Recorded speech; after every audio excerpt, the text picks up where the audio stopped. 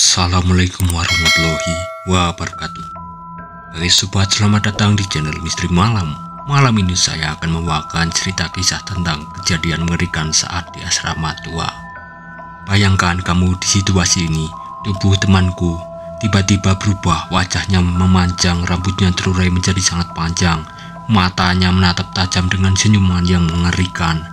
Dalam sekejap, dia berubah menjadi kuntilanak.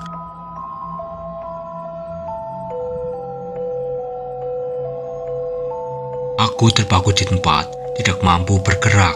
Suara tawanya yang melengking memenuhi kamar. Apa yang sebenarnya terjadi dan bagaimana bisa? Jangan sampai ketinggalan cerita ini, karena yang akan aku bagikan bakal bikin bulu kuduk kalian berdiri. Tonton sampai habis. Jangan lupa like, komen, dan subscribe. Nyalain juga lonceng notifikasinya agar tidak ketinggalan cerita-cerita misterius lainnya. Semoga kita diberikan kesehatan, rezeki, dan perlindungan. Amin. Tiba-tiba, tanpa suara Aji muncul di pintu kamar. Ada sesuatu yang aneh dengan caranya berdiri, dan ekspresinya terasa berbeda, dingin dan kosong. Jantungku mulai berdetak lebih cepat, merasakan ada yang tidak beres. Sebelum aku sempat bertanya, tubuh Aji tiba-tiba berubah. Wajahnya memanjang, rambutnya terurai menjadi sangat panjang. Matanya menatap tajam dengan senyuman yang mengerikan. Dalam sekejap, dia berubah menjadi kuntilanak.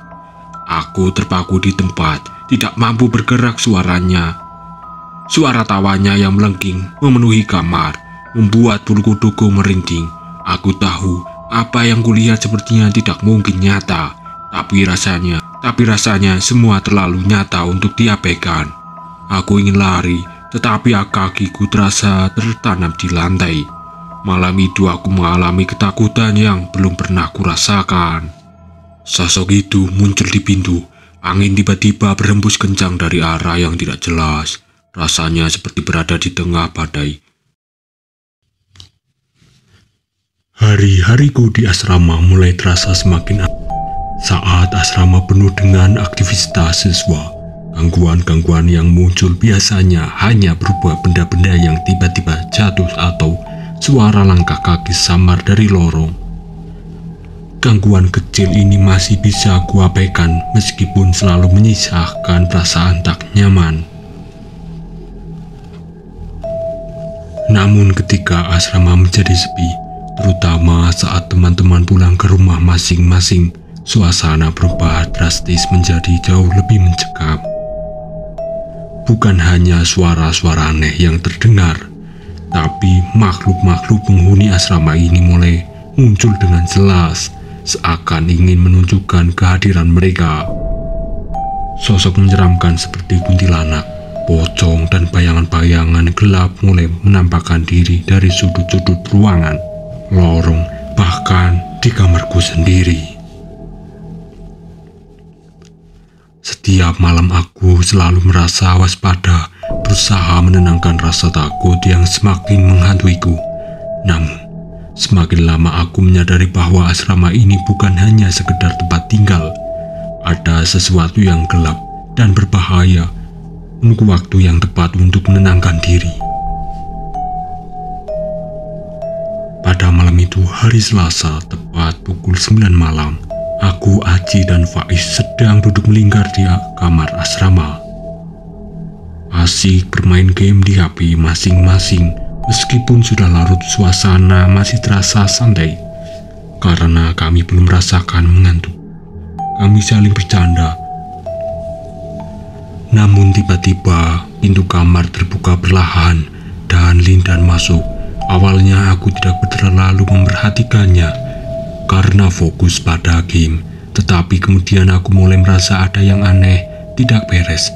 Lindan hanya berdiri di sana, diam tanpa suara, menatap tajam ke arah Haji.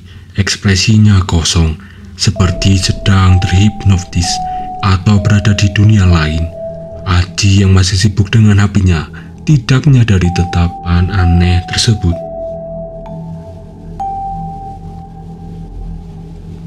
Aku merasakan ada sesuatu yang salah. Aku langsung menoleh ke arah Lindan, dan "Kamu kenapa?" tanyaku dengan nada khawatir. Tapi Lindan tetap diam, tidak memberikan respon atau apapun itu. Dia hanya berdiri di sana dengan tatapan dingin dan hampa, seolah-olah dia bukan Lindan yang kukenal. Suasana di kamar tiba-tiba menjadi tegang, dan aku mulai merasa ada sesuatu yang tidak beres dengan kehadiran Lindan malam itu. Setelah bermain game, Faiz tiba-tiba berkata, "Mending kita bikin mie, lapar nih." Aku dan Haji setuju. Lalu kami beranjak dari tempat duduk kami mengajak Lindan yang masih duduk di tempat tidur. Tetapi dia hanya diam dengan tatapan kosong, menggeleng-geleng kepala tanpa merespon.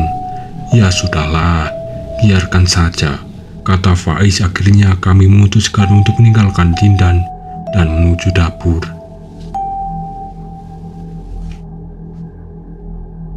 Dalam perjalanan kami melewati ruangan kumpul yang biasanya dipakai untuk bersantai.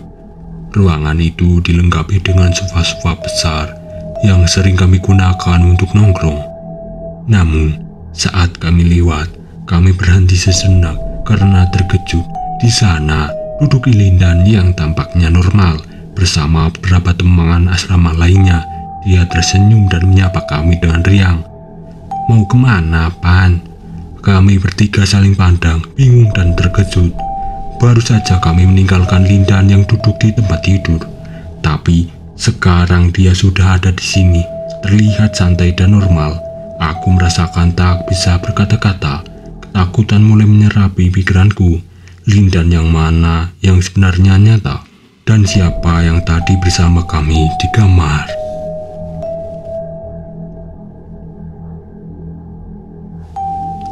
Kami semua terdiam bingung dengan apa yang baru saja terjadi. "Loh Dan, tadi kamu ada di kamar kan? Kok sekarang ada di sini?" tanyaku dengan heran. Lindan yang duduk di sofa hanya tertawa kecil, tampak seperti tidak ada yang aneh dengan pertanyaanku. Namun, perasaan gelisahku semakin menguat.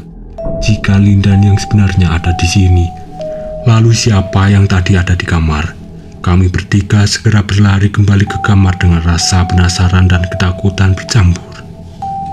Ketika kami tiba di kamar, suasana semakin aneh. Lampu kamar yang sebelumnya menyala tiba-tiba mati. Aku merapat dinding untuk menemukan saklar lampu. Begitu lampu menyala kembali, kami terkejut dan mundur beberapa langkah. Di tempat tidur, bukan Lindan yang kami temukan, melainkan sosok kuntilanak dengan wajah pucat dan senyum menakutkan. Rambutnya panjang menjuntai hingga ke lantai. Kami membeku sejenak sebelum ketakutan menguasai tubuh kami. Tanpa berpikir panjang, kami langsung berlari keluar kamar. Panik dan ketakutan kami berlari secepat mungkin, menyusuri koridor panjang dan gelap. Suara langkah kaki kami menggema di sepanjang dinding. Setiap detik terasa sangat lama. Jantungku berdenyut kencang. Kami terus berlari tanpa menoleh ke belakang, berusaha mencapai sofa tempat teman-teman lain berkumpul. Berharap kehadiran mereka bisa memberi rasa aman di tengah kengerian ini. Setelah kejadian menegangkan itu, kami berhasil menenangkan diri di sofa bersama teman-teman lain. Namun, rasa lapar tetap mengganggu. Jadi kami memutuskan untuk berani pergi ke dapur meski suasana masih mencekam. Dapur yang luas ini dilengkapi dengan 3 kompor yang tersusun rapi dan beberapa lemari kayu tua yang mulai lapu. Suasana dapur terasa agak suram dengan penasaran yang minim, ditambah dengan WC yang terletak di pojok ruangan. Karena bangunan ini sudah cukup tua, aura keangkerannya semakin terasa di malam hari. Kami membagi tugas dengan rapi. Aku dan Haji memasak mie di kompor, yang kini kami yakin sebagai Lindan yang asli. Mengambil sayuran dari halaman belakang asrama. Halaman belakang ini cukup luas dan sering digunakan untuk menanam sayuran oleh penghuni asrama. Meskipun ketegangan masih menyelimuti kami berusaha tetap tenang dan fokus pada tugas kami sendiri-sendiri. Setiap suara kecil atau bayangan yang bergerak membuat kami sedikit waspada. Tapi kami saling mendukung dan berusaha tidak selalu terlalu khawatir kejadian yang baru saja terjadi. Kami mulai memasak berharap memakan. Ini bisa sedikit mengusir ketakutan yang menyelimuti malam ini. Asrama ini terletak di sudut sekolah, dikelilingi oleh dinding-dinding tinggi yang menimbulkan rasa terisolasi. Di beberapa sudut asrama ada lampu yang menerangi area. Meskipun cahayanya seringkali redup dan tidak cukup untuk menghilangkan kegelapan. Pohon rambutan dan pohon nangka di sekitar asrama menambahkan kesan angker, terutama pada malam hari ketika bayangan pohon-pohon itu bergerak karena angin. Biasanya kami merasa sedikit lebih aman dengan adanya satpam atau guru yang berkeliling untuk memantau dan menjaga kami. Kehadiran mereka memberikan rasa tenang, seolah ada yang siap membantu jika terjadi sesuatu. Namun, malam-malam yang sunyi dan suasana asrama yang tua tetap membuat kami merasa waspada. Meski ada yang menjangka, kegelapan dan keangkeran tempat ini seakan tidak bisa sepenuhnya hilang. Saat Faiz dan Lindan menuju halaman belakang asrama untuk mengambil sayur, suasana terasa sangat sepi dan mencekam. Hanya suara langkah kaki mereka dan angin sesekali terdengar. Dengan senter tangan, Faiz menerangi sekeliling untuk memastikan tidak ada hal-hal yang mencurigakan. Mereka melangkah perlahan di area yang dikelilingi pohon rambutan dan nangka yang besar. Di tengah keheningan itu, Faiz tiba-tiba merasa iseng dan mengarahkan senter ke pohon nangka yang menjulang tinggi di sudut halaman. Saat cahaya senter menyapu pohon, Faiz mendekati berhenti. Tubuhnya membeku di antara daun-daun dan cabang pohon terlihat. Sosok makhluk besar berdiri diam. Sosok itu hampir seukuran pohon nangka, dengan tubuh bertutup bulu hitam tebal dan wajah menyeramkan yang muncul dari balik dedaunan. Makhluk itu adalah genderuwo, makhluk gaib dari cerita rakyat. Tubuhnya yang kekar dan berotot hampir menyatu dengan batang pohon, membuatnya sulit dikenali dari jarak jauh. Namun saat Faiz lihat lebih dekat, mata besar genderuwo itu menatap langsung ke arahnya. Senyum lebar yang memperlihatkan gigi-gigi tajam menambah kengerian suasana. Seolah-olah sosok itu siap melompat kapan saja. Faiz merasa kakinya lemas, tetapi berusaha menahan rasa takut di depan Lindan. Dengan suara gemetar, dia segera mengajak Lindan untuk kembali ke dapur secepat mungkin. Meskipun hanya dalam beberapa detik, pertemuan dengan genderuwo itu terasa seperti mimpi buruk yang tak terlupakan. Malam itu, bayangan genderuwo yang menatap dari atas pohon terus menghantui Faiz, menambah panjang daftar misteri angker yang mengelilingi asrama. Saat aku sedang memasak mie di dapur, rasa lapar dan sedikit lega mulai meredakan ketegangan yang kami rasakan sebelumnya. Namun tiba-tiba aku merasa mendesakku untuk ke kamar mandi. Di pojok dapur, ada sebuah kamar mandi kecil yang sudah lama tidak diperbaiki. Meskipun aku merasa sedikit khawatir, aku memutuskan untuk segera menggunakannya. Ketika aku sedang menggunakan kamar mandi, suasana yang awalnya tenang tiba-tiba terasa sangat mencekam. Hanya ada suara air yang mengalir. Di tengah keheningan, tiba-tiba aku mendengar suara aneh di telingaku. Seperti tawa kecil diikuti dengan bisikan, "Halo Iban." Secara tiba-tiba bulu kuduku merinding. Suara itu terdengar sangat dekat, seolah-olah berbisik dengan nada menakutkan.